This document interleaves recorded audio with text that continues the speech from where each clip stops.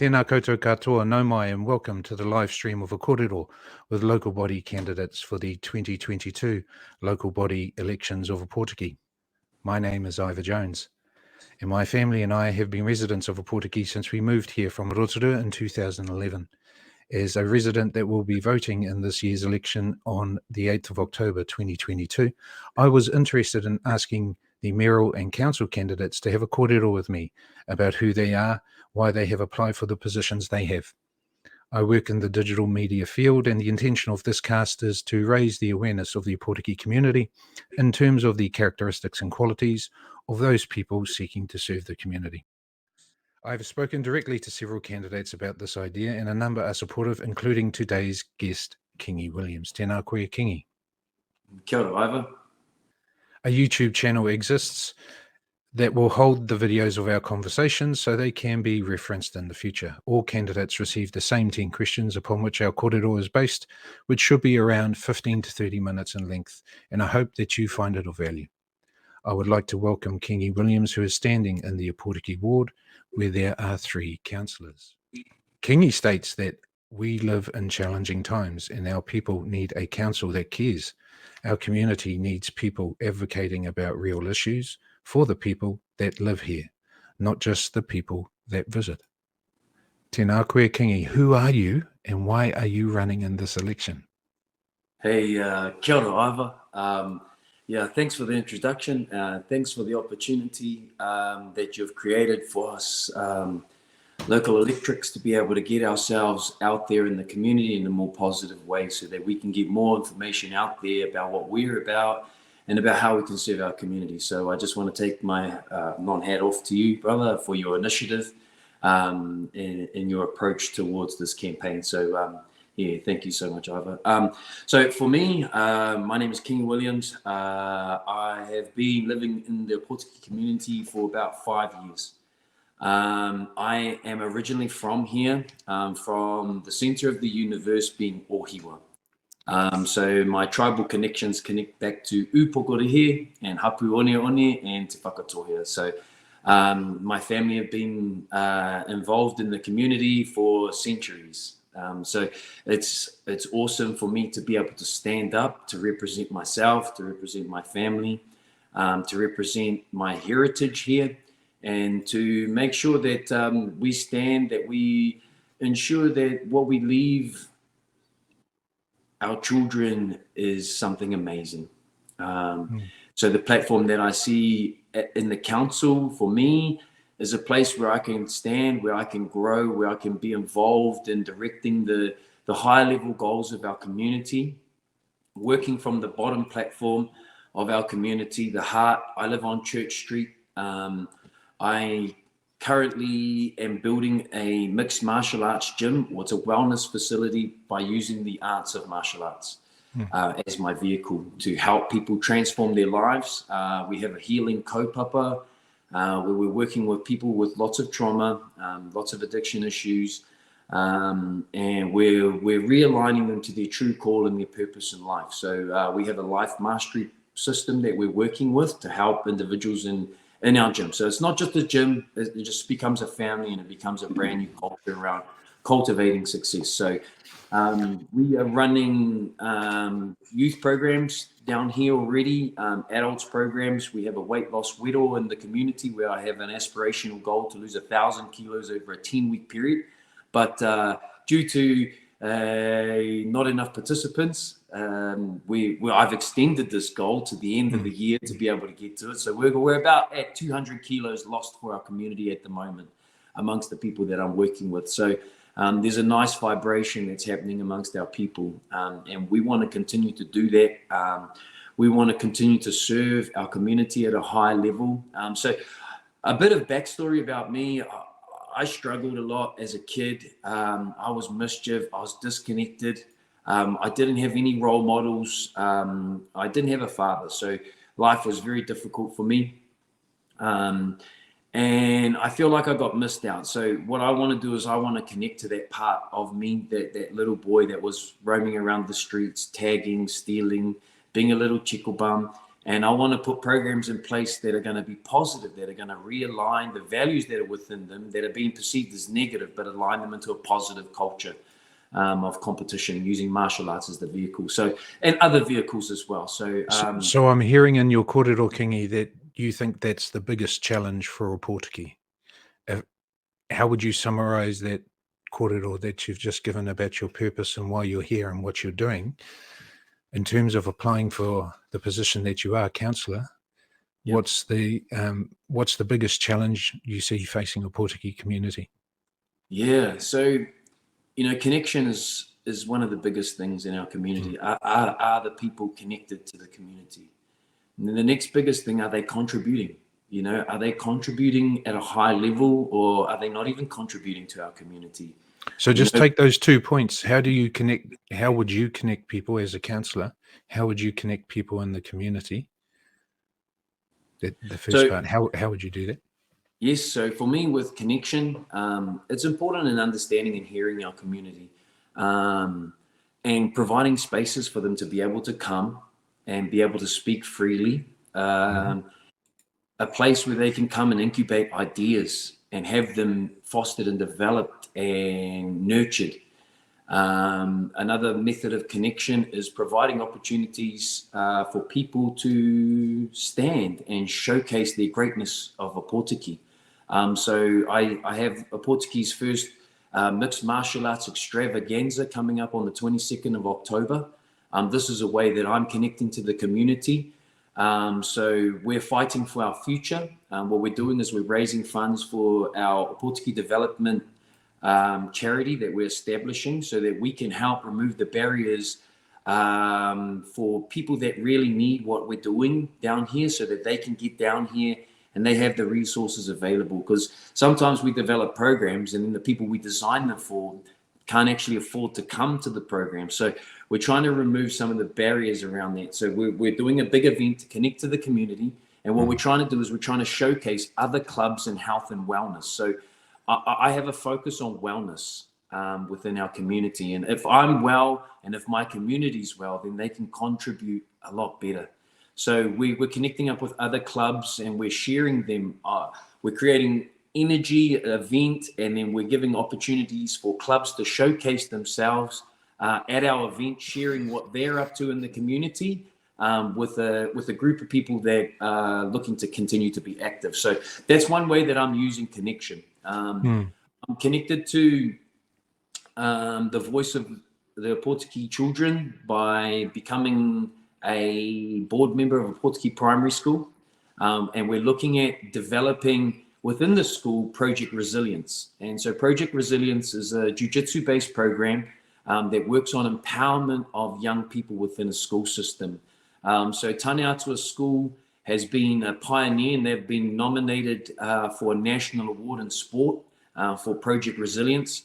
So at this current moment in time, we've linked up with Ōpōtiki Primary as one of our primary schools that we've put in an application for. And we've also connected up with Te Whānau Apanui because I want to connect to the coast kids, because I believe there's champions in our neighborhood and we need the right environment to be there, to be able to give them to contribute back. I've got to create a platform where they can give, and they can give from a passion space where they are serving themselves and they're growing themselves. So we are trying to get our reach down to the coast, because the coast are often missed out. And I know it's not part of my ward, but it's a part of my kaupapa around bringing wellness and empowerment jiu-jitsu to the furthest reaches of our community. So I'm trying to connect with kids, because the kids are in mass at schools, and then they're going to bring some goodness home to their families, right? And the family's going to see some transformation.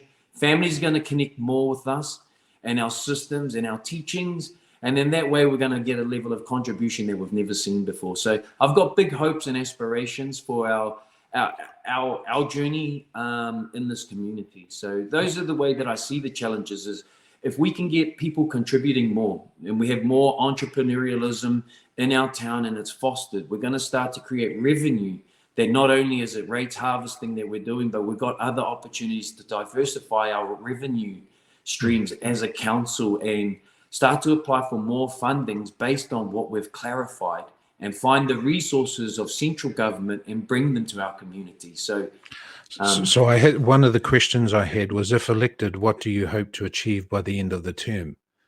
So I'm guessing that that is what you would like to achieve by the end of your 3-year term, is somehow integrate wellness. Your main theme is connectedness and wellness, and try and get that into the Ōpōtiki District Council some way. Yes, definitely. And, you know, like, and it often starts with our actual council workers, you know, they're on the front line.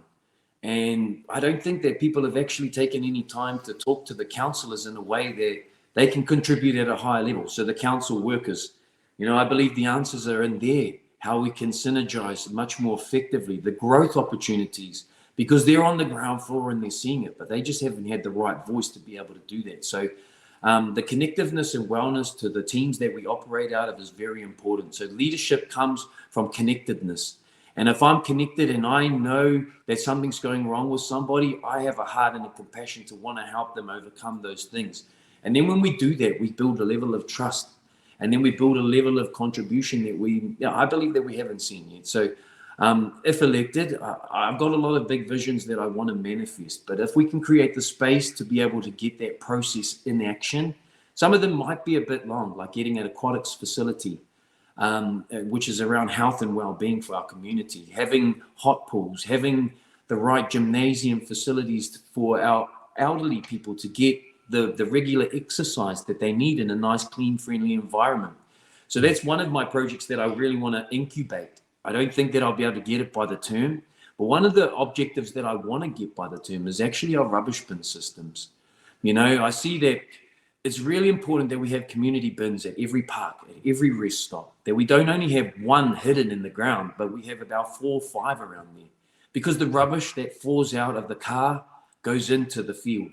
And then from the field, it flows into the river stream. And then from the river stream, it pollutes our food system. So we're really lucky here that we have an amazing, beautiful environment. And I really believe that we need to take care of our environment. By the simplest is just having more rubbish bins at every rest stop, So there's not a lot of rubbish bins at any rest stops because they're going on a zero rubbish policy. But when I traveled the world, Greece didn't remove the rubbish out of their community. And there ended up being huge piles of rubbish based on a councillor's decision to not decide that they're going to have a public binning system. So it was really horrible. More rats, more ants, more, you know, problems popped up because they didn't do it. So even our local small bin system needs to change. You know, speaking, Kingi, sorry to Yes. interject. Speaking of the district council, so I understand there's a digital divide in Ōpōtiki, but I really encourage people, besides looking at the candidates' social media feeds, which are really good places to go and have a look and see what candidates are up to, I encourage people to come and have a look at the Ōpōtiki District Council website as well, because you can find out about the candidates in here. There's a button, the 2022 elections, all of this stuff pops up, and there's heaps of information in here, key dates, and profiles of your candidates. And all of the candidates had to provide a profile in a standard format. And if we scroll down here, here's Kingi's profile. So Kingi standing in the Ōpōtiki ward of 3 councillors. And Kingi has really elaborated on all of the components in here that are inside his, you know, the profile that he's submitted. So I really encourage people to go and have a look. And my next question for you, Kingi, what do you think the role of local government is in shaping the future and success of our community of Ōpōtiki? Local government. Man, it is imperative. You know, we are the people that set the vision for the town. We are the people that incubate the success of the community. So if we take it like a chessboard, I see local council as they're the environment that the people of the community get to operate. So we're the board. And the more we can develop the board so that the people on the chessboard can start to really excel and get a nice strategy going, it's going to be more beneficial. So I really think that our vision is Additional question, Kingi, because there was some discussion with this at the speed dating event that happened on Friday, that there was some discussion around the table in terms of the differentiation between governance and management relating to the council. Yes. And the different roles between the two. And there was some comment that the tail, i.e. management, was wagging the dog, i.e. not listening to or doing things that were against what the council wanted. So there was some of that there. What's your position on that?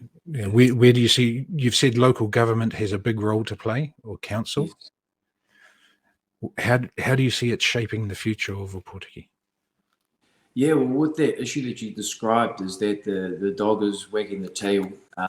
It's basically synergy and synergizing both components of the council and the management aspect of it.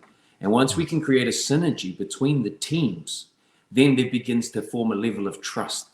And so I find that if people are disconnected, then the level of trust in the operations isn't going to really work as well. So that's what I was talking about earlier, about actually caring about the people that are working on the floor, and actually that they have the answers and solutions that are going to benefit a lot of time wasting, and that we value what they see every day and the way that they can impact the change. And so it's getting the synergy between both bodies.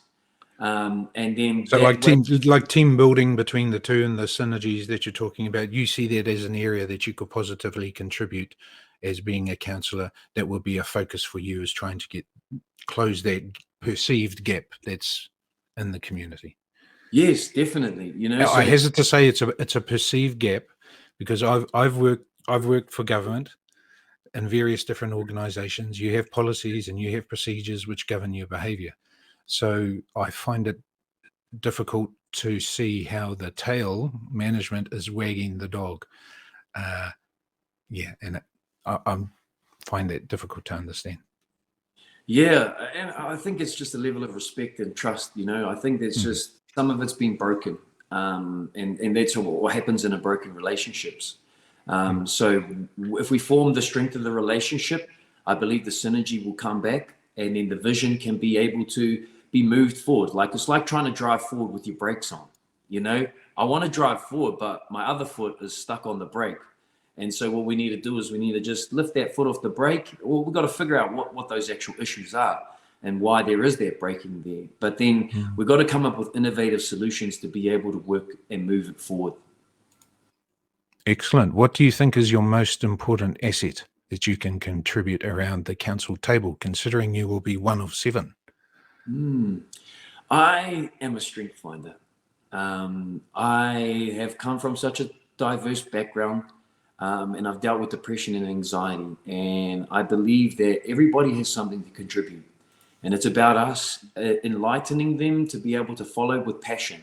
And when they live with passion and it's in their purpose, they're going to work more than 40 hours a week. They're going to work more than what's required of them, because it's about them serving. So it becomes a higher level thing. So if I can serve, and if I can find and identify strengths within everybody and create a cohesion around team building. So I build teams. So that's the 2 teams that I'm building at the moment. I'm building a red team and a blue team that are going to come together, and they're going to create an amazing event. They both come from different diverse cultures and backgrounds, but I'm able to take what from their strengths and see their weaknesses and apply developments, and also understanding that having oversight and having coaching support is very important, where we can't find resolution or direction in matters. So it's having those sort of things to create a team to make a dream is what we need to do. In terms of team building, which I'm hearing is a important theme that you're highlighting, how would you work with councillors who you found a bit challenging or difficult to deal with? Yes, but for me, it is a very important thing to have indifference. And where there is indifference, we can create strategies to be able to develop a more robust opinion. So accepting everybody's diversity is how we're going to create the most amazing way forward. So sometimes we don't get what other people's perspective is at that moment, but that's because we're kind of thinking from our world point of view. But then when we step back and we have a look and understand that everybody's needs to contribute so that we can have a more connected approach. So that's that same thing that I'm talking about, is having that synergy. And so where there is conflict, it's meant to be there so that we can continue to develop. So I'm not somebody that's just going to say yes to things that I don't agree upon. And I'm going to stand up where I believe that I think that that's wrong. And if they can give me a solution where I can go back to the people that I can represent, and we can find a way forward, and we're willing to grow and we're willing to compromise so that we get our core values met, and then we develop that from that base. I really believe that conflict isn't an issue, but it's a process to build a more robust system and an analytical way of looking at the problem. Excellent. How would you lead your community through challenging times, such as a natural disaster? We've had a few in the last years, earthquakes and tsunamis, and I've spoken with Lynn and Louis so far, and they've highlighted some strategies about what they might do. In terms of a natural disaster, if you're a councillor and an earthquake happens at 2 a.m. and you get the phone call from people in your ward, what the hell's going on? What are you going to do? Yes, well, we're a little bit under-resourced in this space. I was looking at the CEO report and seeing that, our services are based on a minimal approach, and we're running on, we're not running optimally. For natural disasters, I really think we need to be investing in local contractors that are already doing works, so that we can have an emergency team delegated from the existing contractors that are working around, that we can have a fast response at whatever service that we need. I really believe that our first respondents need more recognition from our council, so like our ambulance and our firefighters. We shouldn't be leaving it to a central point, but we should be dealing with it at a local point and finding extra support for our local first responders. So because we are so ruralized in terms of our public health, which is another issue, having public health services in Ōpōtiki is terrible comparative to every other place in the country. So that's another area which is a long-term goal that we need to develop, is better services in the public health for our community here. So it becomes an issue when we have a natural disaster, you're right. And then having a first respondent, like in our gym, we have an ambulance officer. She is trained to administer medication from an ambulance perspective, but she's also a firefighter. Firefighters are usually the first ones that arrive at a horrible scene. And she was saying that her dream was that the firefighters would be able to increase their medical knowledge so that they could administer, some pain relief upon arrival on some horrific accidents. And I thought that was amazing. And so that to me means that we can improve our first respondents locally, then we can then respond with more efficiency and more accuracy to every disaster that happens. But we just got to put some space in there, and we got to bring some heads together. And I think empowering local businessmen that are already in the industry to have a branch that they can support us is going to be far beneficial than us recreating the wheel. So that's my answer to that one. Excellent, Kōrero. Thank you, Kingi. Slight segue into this. This article came out in Stuff today, the whole truth about the health system. And I'd really encourage people to have a look. It describes in plain detail what the disparities are between Māori and the rest of the community, and explains the initiatives as to why the government is trying to do what it's doing in terms of the Māori Health Authority. So I really encourage people to go and have a look at that. Kingi, our time is nearly up. Thank you very much. You've given me a wealth of information. You've shared a lot of information for our whānau to digest and consider. This is the last question. Elected members must act in the best interests of their community and declare any interests that could be perceived as a conflict to being impartial. Do you have any interests that could be perceived as a conflict to being impartial? I use this example quite funnily. Do you have any Cayman Island accounts? with billions of dollars? Well, I have land blocks worth billions of dollars, but those are all in the local community. Yeah. So Okay. I am a Māori. I am a Pākehā as well. So does that mean you wear lots of hats? Yes, it means I wear lots of hats, but I represent at the heart of our community because I believe in Ōpōtiki 2050. And I believe in the people and the citizens of that time. And what we do today will affect them. And I believe that this is the most beautiful place in the world. And we need to take care of that. So I do have, I work locally. I'm growing locally, myself, my business, my family. I'm planted here. I've been here intergenerationally. So I don't think I have any conflicts. I'm connected at many levels in our community. Are you connected with Voices for Freedom and that other Christian group? Oh, no, I'm not officially connected with them. No, not with Voices of Freedom.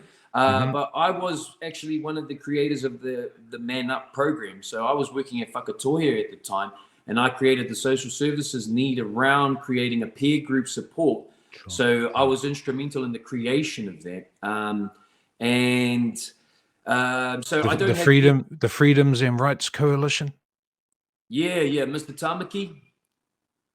That their movement. I don't have anything to do with them officially. I know the man personally. He's an amazing man. He's given me a lot of insight into my spiritual world and my mental world. And I might not understand his whole kaupapa, but I don't pull him down for standing up and trying. There is positive in everything that everyone does. There is also negative in everything that everyone does. Whatever evidence you want to gather, you will be able to gather that evidence freely. So I respect the man for what he does and what he does standing for our Māori people and what he's done for me personally. But me, I'm independent. I just love people and I serve my community by serving in my gym. Well, thank you, Kingi, for giving your time and sharing your story as you work to become a councillor in Ōpōtiki in 2022. I'd like to thank whānau for tuning in. I hope you've gathered some value from this conversation and that you're able to share it around as well. This is about just raising the awareness of and profiles of the people who are applying to become councillors and the mayor in our community. And I hope you found some value in this. Thank you very much, Kingi. Ngā mihi. Thank you very much, Ivor. Awesome.